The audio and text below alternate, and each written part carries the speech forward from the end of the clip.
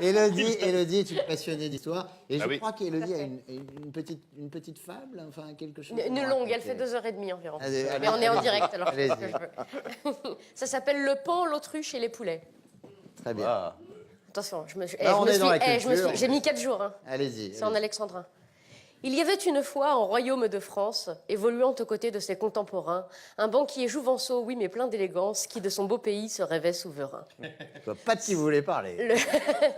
Son air benjamin, informel, bien élevé, plaisait aux citoyens par la vieillesse lassée. Sa rhétorique désuète et puis tantôt farceuse ravissait fort les nobles et flattait bien la gueuse. Et si jeune notre homme ne l'était qu'à moitié, il faut savoir qu'user, certes, était sa moitié. Car se voulant moderne, ne prenant point maîtresse, il épousa la sienne malgré sa vieillesse. Oh. Mais même si la valeur n'attend point les années, et bien que le jeune banquier ait la gouaille bien aisée, on ne s'improvise point chef d'un grand état. Et bientôt cet enfant, cet angelot, remarqua que d'un noble ignorance est la robe qu'on salue. On ne l'admira bientôt que d'un étron pas plus. Après l'avoir léché, il le lâche et le lynche, comme font souvent les hommes gâtés comme des enfants. Jupiter bientôt n'eut pas plus à leurs yeux que l'aspect fatigué d'une simple corde à nœuds. Mais le jeune banquier, sûr de lui, plein de frimes, pour continuer de plaire à ses chers richissimes, pressa la populace tant et tant comme citron qu'elle en prit la couleur, aussi celle des mignons. Oh, joli, joli. Le jeune freliquet, tout à ses réjouissances, ne remarqua pas la moindre différence. Heureux dans son palais, il est loin du tracas, sa mégère dépensant son or à tour de bras. Rien n'est pour elle trop beau, vaisselle, tissu, bibelot, le peuple avait bien faim, elle leur tournait le dos. Ils s'offrirent mieux encore, les rois des animaux. Des daims, ils les appellent, ô seigneurs qu'ils sont beaux.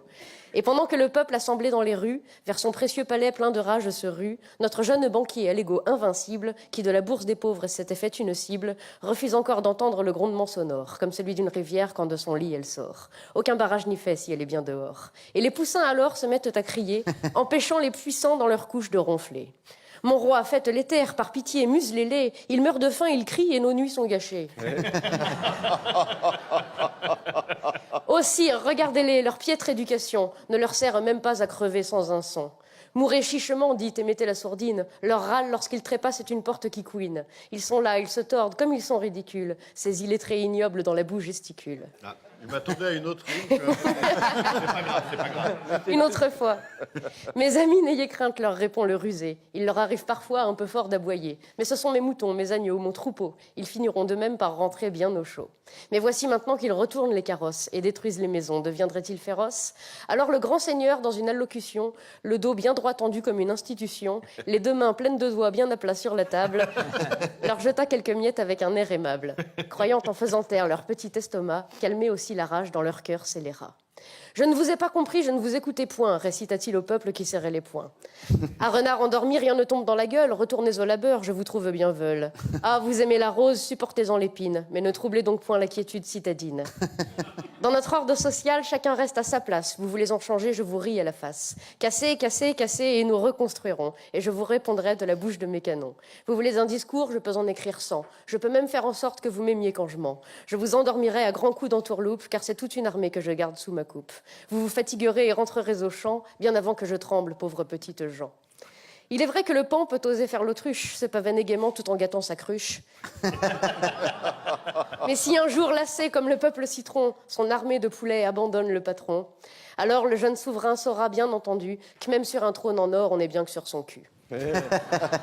L'injustice est une graine que plantent les puissants et qui pousse sans peine dans les yeux de leurs enfants. Elle leur apprend la haine et à serrer les dents. Elle leur fournit le bois, le manche et même la lame. Elle fait durcir leurs muscles et dévore leurs âmes.